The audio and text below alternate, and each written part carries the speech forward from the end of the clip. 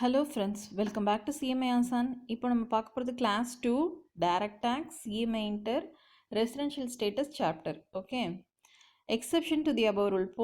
போன கிளாஸில் பார்த்தீங்கன்னா பேசிக் கண்டிஷன்ஸ் 2 மட்டும் வச்சு ஒரு சம் பார்த்துருப்போம். பேசிக் கண்டிஷன்ஸ் என்னென்னு நம்மளுக்கு தெரியும். 182 டேஸ் இந்தியாவில் இருந்திருக்கணும் ரெசிடென்ட் அப்படின்னு சொல்லப்படுறவர். அப்படி இல்லைனா 60 days plus 365 days in 4 preceding previous year. இப்படி இந்த 2 கண்டிஷனில் ஏதாவது ஒன்று சாட்டிஸ்ஃபை ஆனிச்சுனாலே அவர் ரெசிடென்ட், அப்படி இல்லைனா நான் ரெசிடென்ட் அப்படின்னு பார்த்துருந்தோம். ஆனால் எக்ஸப்ஷன்ஸில் இது இருக்குது. எதுக்கான எக்ஸப்ஷன்னா, இந்த செகண்ட் கண்டிஷன் இருக்கு இல்லையா, 60 நாள் இருக்கணும் ப்ரீவியஸ் இயரில், ப்ளஸ் 365 நாள் அதற்கு முந்தின 4 கடந்த வருடங்களில் இருந்திருக்கணும். அப்படி இந்த இந்த கண்டிஷன் எதுக்கு எப்போ அப்ளை ஆகாது அப்படின்னு பார்க்குறோன்னா, அவர் இந்தியன் சிட்டிசனாக இருக்கணும். கண்டிப்பாக எம்ப்ளாய்மெண்ட் பர்பஸ், வேலை விஷயத்துக்காக வெளியே போயிருக்கணும், வெளியூர் போயிருக்கணும். அண்ட் இந்தியன் சிட்டிசன், மறுபடியும் இந்தியன் சிட்டிசன், ஆனால் ஷிப்பில் க்ரூ மெம்பராக இருக்கணும். இந்த 2 காரணங்கள் இருக்கும் பட்சத்தில் இந்த கண்டிஷன் அப்ளை ஆகாது. அப்படின்னா என்ன அர்த்தம்னா, இந்த மாதிரி இருக்கிற ஆள் கண்டிப்பாக 182 டேஸ் இந்தியாவில் இருந்தே ஆகணும் ப்ரீவியஸ் இயரில். அப்படி அவர் இல்லைன்னா அவர் நான் ரெசிடெண்ட். ஓகே, சாதாரணமாக நம்ம எப்படி ரெசிடெண்ட் நான் ரெசிடெண்ட் பார்ப்போம். 182 டேஸ் இருக்க முடியலையா, 60 நாள் இருந்துட்டு போப்பா, ப்ரீவியஸ் இயரில் 365 நாள் இருந்தாலே நீங்கள் ரெசிடெண்ட்னு சொல்லிடுறோம் அப்படின்னு சொல்லியிருந்தாங்க. ஆனால் நீங்கள் வேலை விஷயமா வெளியூர் போகிறீங்க அப்படின்னாலோ, இதில் கப்பலில் க்ரூ மெம்பராக இருக்கிறீங்கனாலோ உங்களுக்கு இந்த கண்டிஷன் அப்ளை ஆகாது. நீங்கள் போன வருஷத்தில் 182 டேஸ் கண்டிப்பாக இருந்தே ஆகணும். அப்படி இல்லைனா நீங்கள் நான் ரெசிடெண்ட். ஓகே, அடுத்த பாயிண்ட் பாருங்கள். இது புது அமெண்ட்மெண்ட். நான் படித்தப்போ இந்த அமெண்ட்மெண்ட் இல்லை. இது என்னன்னு பார்க்கலாம். If an Indian citizen or person of Indian origin comes on a visit to India, அதாவது இந்தியன் சிட்டிசன்னா நம்மளுக்கு என்ன யாருன்னு தெரியும். இந்திய குடிமகன், இந்தியாவிலே பிறந்து வளர்ந்து எல்லாம் பார்த்துருப்பாங்க. அவங்க பர்சன் ஆஃப் இந்தியன் ஆரிஜின், நம்ம நியூஸ்லலாம் கேட்போம் இல்லையா, இந்திய வம்சாவளியை சேர்ந்த ஒருவர் அமெரிக்காவில் இப்போ கமலா ஹாரிஸ் இருக்காங்க இல்லையா, அந்த மாதிரி. அதாவது அவங்களோட அப்பா அம்மா, அவங்களோட தாய் தந்தையரோ அவங்களோட தாத்தா பாட்டியரோ இந்தியாவில் பிறந்து வளர்ந்துருக்கணும். ஓகேவா, அவங்க தான் பர்சன் ஆஃப் இந்தியன் ஆரிஜின். அவங்க இந்தியாவுக்கு வராங்க மற்றும் அவங்களோட டோட்டல் இன்கம் இருக்கு இல்லையா, அது டோட்டல் இன்கம் இந்தியாவில் அவங்களுக்கு எவ்வளோ டோட்டல் இன்கம்னா நம்மளுக்கு தெரியும், கிராஸ் டோட்டல் இன்கம்லேருந்து டிடக்ஷன்ஸ் லெஸ் பண்ணிட்டு வரும்ல ஒரு அமௌண்ட்டு. அந்த டோட்டல் இன்கம் அவங்களுக்கு 15 லட்சத்துக்கு மேலே இருக்குது அப்படின்ற பட்சத்தில், அதாவது ஃபாரின் இன்கம் தவிர, இவங்க வெளியிலேருந்து தான் வராங்க, அப்போ வெளியிலேயே எங்கேயும் சம்பாதிச்சிருப்பாங்கன்னு வச்சுக்கோங்க. அதை தவிர்த்து இந்தியாவிலும் அவங்க சம்பாதிச்சிருந்தாங்க மற்றும் அவங்களோட அந்த இன்கம் 15 லட்சத்துக்கு மேலே போயிடுச்சு அப்படின்னா அவங்களுக்கான அந்த கண்டிஷன் என்னென்னா 120 டேஸ் ப்ளஸ் 365 டேஸ். நான் இங்கே ப்ளஸ்ன்னு சொல்லும்போது என்ன குறிக்கிறேன்னா, 120 டேஸ் ப்ரீவியஸ் இயருக்கு, 365 டேஸ் சேர்த்தாப்பில் 4 ப்ரிசீடிங் ப்ரீவியஸ் இயருக்கு. ஓகேவா, ஏன் இங்கே 182 டேஸ் வரலன்னா அதை அடுத்து சொல்லுவாங்க. டோட்டல் இன்கம் 15 லட்சத்துக்கு மேலே இல்லை, அதுக்கும் கம்மியாக இருக்குன்னா 182 days plus 365 days in 4 preceding previous year.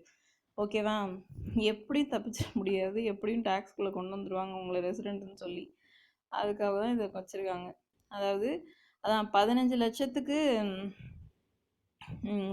லட்சத்துக்கு மேலே இருந்துச்சுன்னா 120 டேஸ் ப்ளஸ் 365 டேஸ், 15 லட்சத்துக்கு கம்மியாக இருந்துச்சுன்னா 182 டேஸ் ப்ளஸ் 365 டேஸ். இது 2 கண்டிஷனும் இருக்குது. நான் இது முன்னாடியே சொல்லிட்டேன். பர்சன் ஆஃப் இந்தியன் ஆரிஜின் யார் அப்படின்னா, அவங்களோட பெட்டர்னல் இல்லைனா மெட்டர்னல் 2 வழியில், தாயோ தந்தையரோ அவங்க வழியிலையோ அவங்களோட தாத்தா பாட்டி அங்கே இருந்திருக்கலாம். அந்த மாதிரி இருந்தாங்கன்னா இந்தியன் ஆரிஜினில் இருக்காங்க அந்த person. Income from foreign sources நான் சொல்லிட்டேன். அந்த இன்கம் இந்தியாவில் எங்கேயுமே உருவானதாக இருக்கக்கூடாது, முழுக்க ஃபாரினில் உருவானதாக இருக்கணும். Income which shall not be accrue or arise in India. ஓகேவா, அதுதான் இன்கம் ஃப்ரம் ஃபாரின் சோர்ஸஸ். இந்த பாயிண்ட் உங்களுக்கு புரிஞ்சிருக்குன்னு நினைக்கிறேன். அடுத்தது என்னென்னா, deemed to be a resident. அது என்னது டீம்டு டு பி? அவங்க இந்தியன் சிட்டிசனாக இருக்கணும். இதுக்கு அர்த்தம் நான் சொல்லிட்டேன், இந்திய குடிமகனாக இருக்கணும். டோட்டல் இன்கம் 15 லட்சத்துக்கு மேலே இருக்கணும். இதே கேஸ் தான். Accept foreign income not satisfies condition under section 6(1). இதில் என்ன சொல்லியிருந்தேன், இருக்குது அப்படின்னா 15 லட்சத்துக்கு மேலே இருக்குன்னா அவங்க இந்த மாதிரி ஏதாவது ஒரு கண்டிஷன் சாட்டிஸ்ஃபை ஆகிருந்துச்சுன்னா அவங்க ரெசிடென்ட்னு சொல்லியிருந்தேன். ஆனால் இங்கே டீம்டு டு பி ரெசிடென்ட்னு யாருக்கு வருது? ரெசிடென்ட்னு அஸ்யூம் பண்ணிக்கலாம் அப்படின்னு யாரை சொல்கிறோன்னா, இவங்க இந்த கண்டிஷன் சாட்டிஸ்ஃபை பண்ண முடியாதவங்க. இந்த 182 டேஸு அப்புறம் 60 டேஸ் ப்ளஸ் 365 டேஸ் ஃபஸ்ட்டு ஒரு பேசிக் கண்டிஷன் பார்த்தோம் இல்லையா? இது ரெண்டுமே சாட்டிஸ்ஃபை பண்ண முடியாதவங்க, அப்புறம் not taxable in any other country, இந்தியாவை தவிர வேறு எந்த நாட்டிலையுமே அவங்கள் மீது வரி விதிக்கப்படக்கூடாது அந்த மாதிரி இருக்கிறவங்க, அவங்களுக்கு வேறு எங்கேயுமே அதுக்கான டாக்ஸபிலிட்டி வந்து இருந்திருக்காது அப்படின்னு இருக்கிறவங்க, அவங்க deemed to be a resident. முக்கியமாக கவனிக்க வேண்டியது இதில் இந்தியன் சிட்டிசன். ஏன்னா இவங்க பர்சன் ஆஃப் இந்தியன் ஆரிஜினாக கூட வேணா இருக்கலாம். பர்சன் ஆஃப் இந்தியன் ஆரிஜினாக இருந்து இந்தியன் சிட்டிசனாக இல்லைன்னு வச்சுக்கோங்க. அதாவது இந்த மாதிரி நம்மளை அப்பா அம்மாவோ தாத்தா பாட்டியோ இங்கேருந்து நம்ம வேலையில் போய் வேறு நாட்டில் போய் செட்டில் ஆகிட்டோம், நம்மளுக்கு வந்து இந்தியாவில் இங்கே சிட்டிசன்ஷிப் இல்லை அப்படின்னா அவங்க டீம்டு டு பி ரெசிடென்ட் கிடையாது. புரிஞ்சிருக்குன்னு நினைக்கிறேன். இந்தியன் சிட்டிசன் கண்டிப்பாக, இந்த பாயிண்ட் கண்டிப்பாக நம்மளுக்கு வேணும், அப்படின்னா தான் deemed to be resident. Okay, இதை நான் பின்னாடி எழுதியிருக்கேன் பாருங்கள். டேக்ஸ் பாயிண்ட் பாருங்கள். If the individual satisfies 6 subsection 1 நம்மளுக்கு ரெசிடென்ட்னு தெரியும். 6 subsection 1 வந்து என்ன கண்டிஷன் தெரியும் நம்மளுக்கு? 182 days or 60 days plus 365 days. இந்த ரெண்டு கண்டிஷனில் ஏதாவது ஒன்று சாட்டிஸ்ஃபையாக இருந்துச்சுனாலே இண்டிவிஜுவலை பொறுத்த வரைக்கும் அவங்க ரெசிடென்ட் நம்மளுக்கு தெரியும்.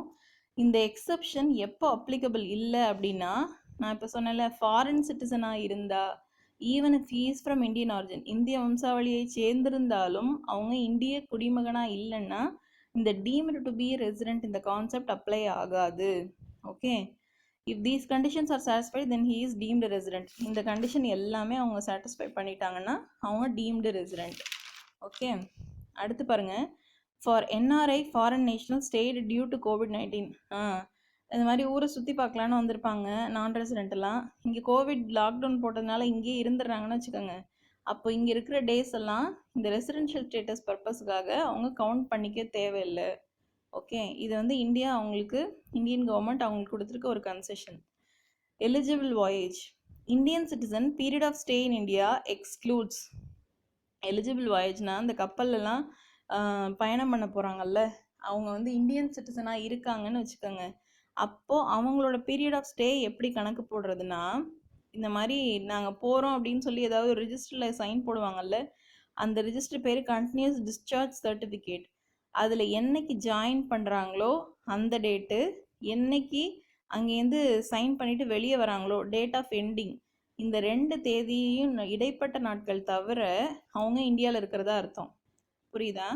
ஏன்னா அவங்க கிளம்பும்போது சைன் போடுவாங்க, டேட் ஆஃப் ஜாயினிங் அப்போது அந்த சைன் போடுவாங்க.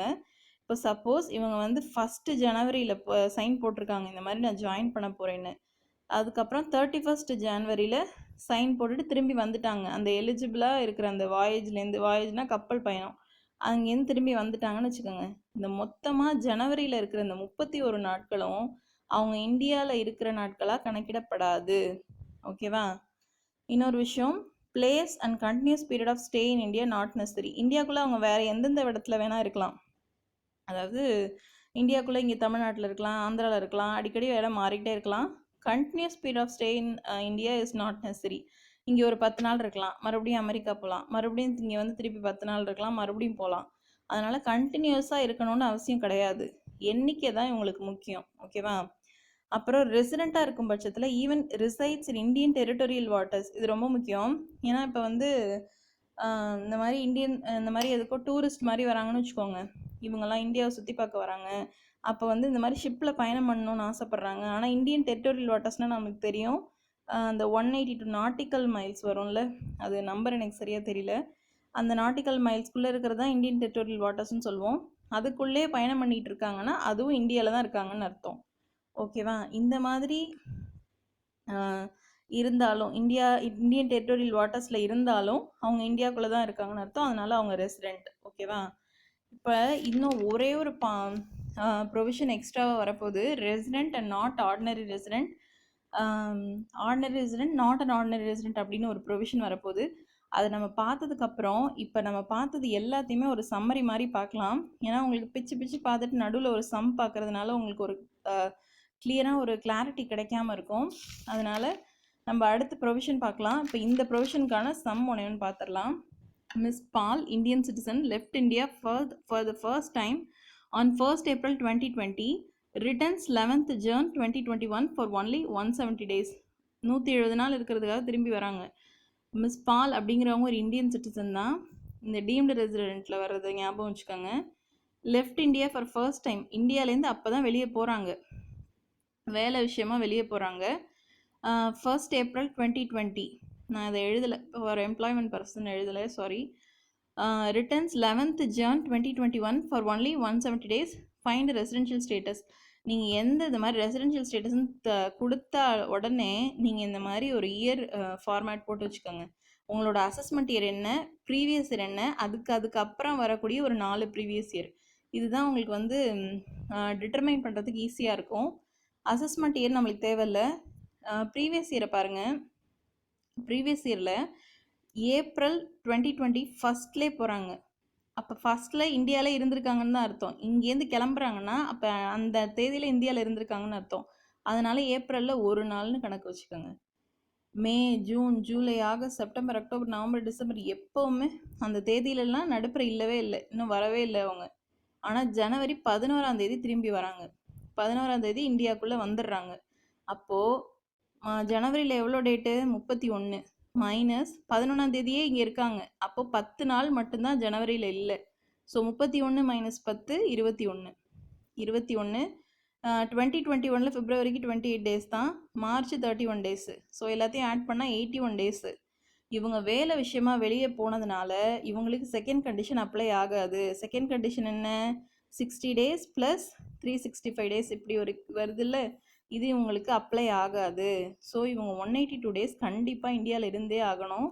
ஆனால் அவங்க இருந்ததோ 81 நாள் தான். அதனால் அவங்க நான் resident. Okay, for previous year 2020-21. இன்னொன்று கேட்கலாம் நீங்கள், இவங்க வந்து இந்தியன் சிட்டிசனாக இருக்காங்களே, இவங்க டீம்டு டு பி ரெசிடென்ட்னு ஒரு கான்செப்ட் இருக்கே, அப்படி வரலாமே அப்படின்னா, நீங்கள் எழுதுறதுனா என்ன பண்ணுங்கள், இந்த மாதிரி உங்களுக்கு அவங்க வந்து டீம்டு டு பி ரெசிடென்ட்னு காட்டணும்னா இவங்க இந்தியன் சிட்டிசன், ஆனால் இவங்களோட இன்கம் இருக்கு இல்லையா, அந்த இந்தியன் சோர்ஸ்லேருந்து வந்த இன்கம் மட்டும் அது 15 லட்சத்துக்கு அதிகமாக இருக்குது.